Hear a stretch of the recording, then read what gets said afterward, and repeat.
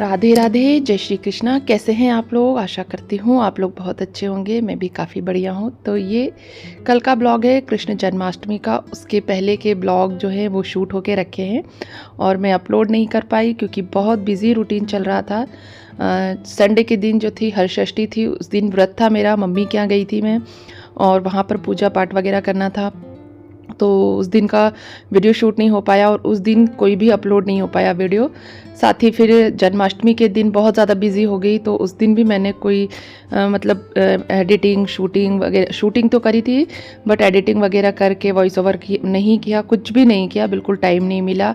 साथ ही मेरी मेड भी नहीं आई थी, तो बहुत सारे काम हो गए थे। तो सबसे पहले मैं सुबह उठी, चाय वगैरह बनाई, उसके बाद आ गई अपनी झांकी सजाने। तो मैंने अपने हस्बैंड को ये लगा दिया था मैंने, फिर अपने हस्बैंड के साथ मिलकर मैंने ये जो है झांकी के लिए ये डोर जैसा मतलब एक सजा लिया था। ये दिवाली का डेकोरेशन का सामान है। फिर मैंने नीचे पोछा लगा लिया क्योंकि मेड अभी तक नहीं आई थी, और फिर उसके बाद वो पूरा दिन नहीं आई। मैं वेट करती रही, पर मैंने आज मुझे लगा कि वो आएगी।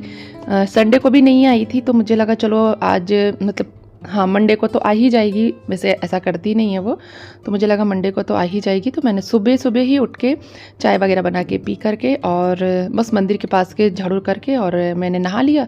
उसके बाद भी वो नहीं आई, तो बहुत सारा काम हो गया था। इसलिए जन्माष्टमी के दिन 2-3 दिन से आपको कोई ब्लॉग नहीं मिल रहे होंगे, क्योंकि मैं जो है ना बहुत ज़्यादा बिजी थी। तो देखिए इस तरह से हम लोगों ने झांकी सजाई और झांकी सजा करके कान्हा जी का हम लोगों ने यहाँ पर उनको विराजमान कर दिया। पहले से प्लानिंग थी हमारी झांकी सजाने की, बट हो नहीं पाया था। तैयारियाँ थोड़ी सी कर ली थी मैंने, कुछ तैयारी इस वजह से नहीं हो पाई क्योंकि अगले दिन जो है ना, एक दिन पहले छठी सप्तमी का जो गैप मिल जाता है ना, मैं उसमें हमेशा तैयारी कर लेती हूँ। बट इस बार सप्तमी का गैप नहीं मिला और हरषष्ठी के दूसरे दिन ही जो है जन्माष्टमी आ गई, तो थोड़ा सा हौच पौच हो गया। क्योंकि हरषष्ठी के दिन जो है वो पूरा दिन मैं मम्मी के यहाँ रहती हूँ और दूसरे दिन जो है मैं आराम से सजा लेती थी, बट इस बार ऐसा नहीं हुआ। तो कोई नहीं, लेकिन सज गया था। बहुत सुंदर लग रही थी झांकी, बहुत ही प्यारी लग रही थी। और कान्हा जी का झूला वगैरह निकाल करके उनको यहाँ पर विराजमान कर दिया। और पहले मैं घर की पूजा कर लूँगी, उसके बाद जो है फिर मैं आज भोग वगैरह बनाऊंगी। मैंने बहुत सारी चीज़ें बनाने के लिए सोची थी, बट अब मैं वो नहीं बना पाऊंगी क्योंकि मेड नहीं आई है। तो बहुत सारे एक्स्ट्रा काम हो जाते हैं, काफ़ी बर्तन वगैरह भी धोने रहेंगे, अब मुझे खुद को ही धोने होंगे क्योंकि वो तो आई नहीं है। तो चलिए सबसे पहले झांकी के आसपास मैंने ये जो है ना जो चौकी रखी थी उसके पास मैंने ये गेंदे की माला थी उसको लपेट दिया। ये ना बहुत अच्छी लगती है ग्रीन कारपेट के ऊपर, अगर आप गेंदे की माला से डेकोरेशन करते हैं ना, बहुत सुंदर लुक आता है। और सबसे पहले मैंने जैसे ही झांकी तैयार कर ली वैसे ही मैं नीचे आ गई और उसके बाद सबसे पहले मैंने चढ़ाई खीर और आलू। तो आलू मैंने भगोनी में बॉईल होने के रख दिए क्योंकि कुकर जो है वो धुला नहीं था, पीछे रखा हुआ था। नहा करके मैं जो है जूठन छूने के नहीं छूऊंगी क्योंकि पूजा करनी है मुझे अभी। तो मैंने सोचा कि नहाने के बाद, पहले तो मैं वेट कर रही थी, मेड कर नहीं आई, तो मैंने कहा चलो अब मैं रख देती हूँ भगोनी में ही। तो मैंने आलू को ना बीच से कट करके और उसके बाद उनको ना भगोनी में उबाल लिया। बहुत जल्दी 5 से 8 मिनट के अंदर बॉईल हो गए और अच्छे बॉईल हो गए थे। तो मतलब हार्ड मतलब वैसे थे एकदम, उन्होंने पानी सक नहीं किया था। तो मैंने 2 पीस करके और उनको उबाल लिया और निकाल लिए टमाटर वगैरह। एक तरफ सब्जी चढ़ा दूंगी, मतलब फ्राई कर दूंगी जैसे ही आलू हो जाएंगे, दूसरी तरफ जो है मैं खीर चढ़ा दूंगी। तो खीर का दूध मैंने पकने के लिए रख दिया। साथ ही साथ मैं पूजा के बर्तन ले आई थी और अब मैं पूजा के बर्तन भी धोऊंगी। तो देखिए बर्तनों का ढेर यहाँ भी है, पीछे भी बहुत सारे बर्तन रखे हुए हैं। तो सारे बर्तन जो है मैं अब भोग प्रसाद बनाने के बाद ही वॉश करूँगी, क्योंकि मुझे मतलब मेरे मन में ऐसा है कि नहा करके सीधे पूजा करनी चाहिए। जूठन वगैरह मैं नहीं छूती हूँ, वॉशरूम वगैरह नहीं जाती हूँ, सीधे पूजा करती हूँ। मतलब शुद्ध तरीके से पूजा करूँगी, शुद्ध। उसके बाद जो है ना बाकी के अपने फिर काम कर लूँगी। और फिर उसके बाद मैंने देखिए आलू मेरा बॉईल हो गया और खीर मेरी चढ़ी हुई है। तो मैं साथ ही साथ अब है ना सब्जी भी फ्राई कर दूँगी। तो जब तक खीर में बॉईल आएगा, चावल डालूँगी, तब तक मैं मेरी जो है सब्जी भी फ्राई हो जाएगी। तो सब्जी भी वैसे भी बिना लहसुन प्याज की बननी थी, भंडारे वाले आलू बनने थे, आलू टमाटर की सब्जी। ये सब्जी बहुत ईजी होती है, बहुत जल्दी बनती है और साथ ही साथ बहुत टेस्टी बनती है। तो जन्माष्टमी के दिन मैं लहसुन प्याज का खाना नहीं बनाती हूँ क्योंकि भोग भी लगाना होता है। मेरा तो व्रत नहीं होता है क्योंकि हम लोगों के यहाँ छठ और अष्टमी दोनों का व्रत एक साथ नहीं रखा जाता है। जो महिलाएं हरषष्ठी का व्रत रखती हैं वो अष्टमी का व्रत नहीं रखती हैं। तो इसलिए मैंने जन्माष्टमी का व्रत छोड़ दिया है जब से मैंने हरषष्ठी का व्रत स्टार्ट किया है। आप लोगों के यहाँ कैसा होता है मुझे कमेंट बॉक्स में कमेंट करके बताइएगा। क्या आप लोगों के यहाँ भी इसी तरीके से किया जाता है कि जो छठ रहता है उन्हें अष्टमी का व्रत नहीं रहना चाहिए? वैसे मुझे ये नियम समझ में नहीं आया कि क्यों ऐसा नियम बनाया गया है।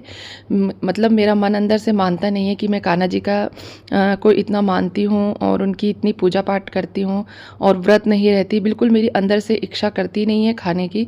मैंने आज भी मतलब कल का व्रत था मेरा, मतलब हरषष्ठी के दिन का व्रत था और आज भी मैंने ना खाना लगभग 4 बजे के आसपास खाया। मेरा खाना खाने का मन ही नहीं कर रहा था।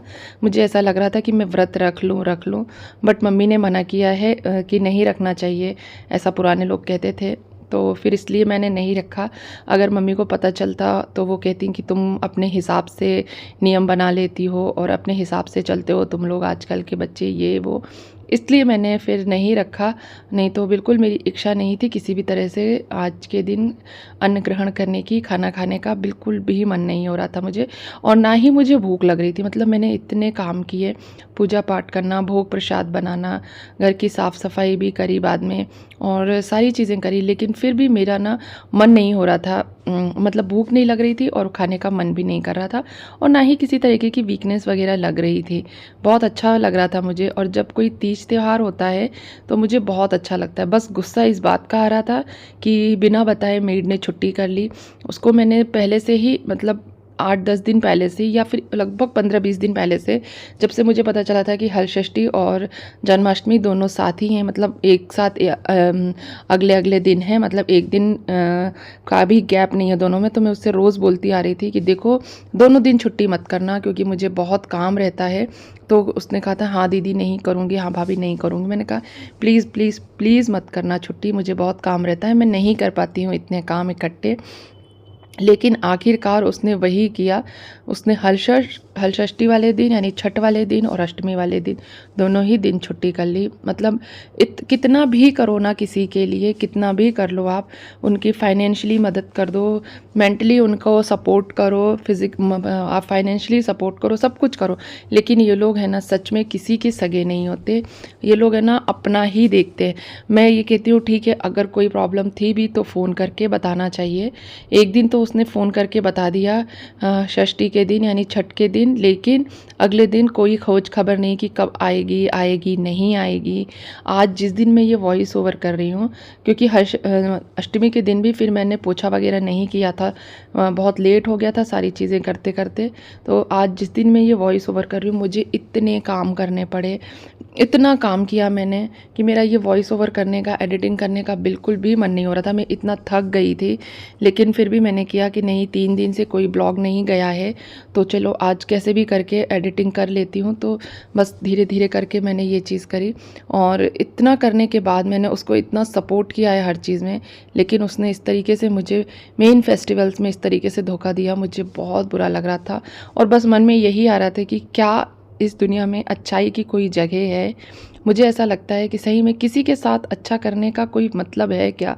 मुझे तो ऐसा लगता है कि कोई मतलब नहीं है। आप लोग मुझे सजेस्ट कीजिएगा कि क्या मुझे इन लोगों की मदद करनी चाहिए या ये लोग ऐसे ही होते हैं? क्योंकि इससे पहले भी एक मेड थी, उसकी भी मैंने फाइनेंशियली बहुत मदद की थी और उसने मेरा काम भी छोड़ दिया और मेरे पैसे भी नहीं लौटाए। उसके बाद ये जो दूसरी मेड लगी है इसके साथ भी मैंने, उसको भी पैसे की ज़रूरत थी। देखो इन लोगों को पैसे की ज़रूरत हमेशा लगी रहती है क्योंकि ये गरीब होते हैं और गरीब समझ के हम इनकी मदद कर देते हैं, बट ये लोग हम लोगों का फ़ायदा उठाते हैं। कई तो ऐसी होती हैं कि फ़ायदा ही उठाती हैं और मुझे तो ऐसा लगता है कि मैं किसी को मना नहीं कर पाती किसी भी चीज़ के लिए, तो शायद लोग मेरा बहुत ज़्यादा फ़ायदा उठाते हैं और बेवकूफ़ भी बनाते हैं। मुझे ऐसा ही फ़ील होता है। अब तो मैं अपने आप को बेवकूफ़ फ़ील करने लगी हूँ कि मतलब सच में। लेकिन आज भी मैं ये बात 100% गारंटी के साथ कह सकती हूँ कि अगर कोई मुझसे मदद मांगे तो मैं अपने हस्बैंड को मना करके उनसे पैसे ले लेती हूँ, जबकि मैं कोई अर्निंग नहीं करती कि चलिए ना कर देते हैं ना, उसके बच्चों की स्कूल की फ़ीस जमा करनी है, उसको ना ये करना है वो करना है, तो उसके बच्चों की वजह से मैंने उसको पैसे दिए और आज उसने देखिए फेस्टिवल के दिन मुझे धोखा दे दिया। तो आपसे बातें करते करते मैंने आपको बताया नहीं कि देखिए आलू भंडारे वाले आलू टमाटर की सब्ज़ी मेरी बन गई। तो सबसे पहले मैंने आलूओं को फ्राई कर लिया था, उसके बाद थोड़ा सा तेल उसी कढ़ाई में डाल करके जीरे का और कुछ गरम मसाले डाल दिए थे मैंने, जैसे एक मैंने तेज पत्ता डाला था, एक जो है खड़ी इलायची डाली थी बड़ी वाली, और एक ही मैंने जो है दालचीनी का टुकड़ा डाला था। इन सभी को अच्छे से भून करके उसके बाद टमाटर डाल दी। टमाटर की प्यूरी को अच्छे से पकाना है, तेल सेपरेट होने तक आपको पकाना है। जितनी अच्छी टमाटर की प्यूरी पकेगी सब्जी का टेस्ट उतना अच्छा आएगा। उसके बाद बेसिक मसाले हल्दी धनिया मिर्ची डाल दी थी और थोड़ी सी कसूरी मेथी डाल दी थी मैंने, और उनको भी अच्छे से भून लिया। और उसके बाद जो है सब्जी में पानी डाल करके ढक करके मैं ऊपर आ गई पूजा करने के लिए कि आलू टमाटर की सब्ज़ी जब तक होगी। खीर को भी मैंने धीमी आंच पर छोड़ दिया था पकने के लिए, दोनों को ही मैंने डिम आंच पर रख दिया था। जब तक दोनों चीज़ें पकेंगी तब तक मैं अपने भगवान जी का अभिषेक कर लूँगी। तो बस मैं कान्हा जी के पास आ गई। पहले मैंने मंदिर की रेगुलर पूजा की, सभी भगवान जी को स्नान वगैरह करा दिया। उसके बाद मैं कान्हा जी को स्नान कराऊँगी। तो मैं अभी इस टाइम पर ना कान्हा जी को सिर्फ दूध से ही स्नान कराऊँगी। पंचामृत का स्नान जो है वो मैं रात में कराऊँगी। तो अभी मैंने सिर्फ उन्हें दूध से स्नान करा के उनका जो सुबह का फलहारी भोग रहता है वो लगा दूंगी।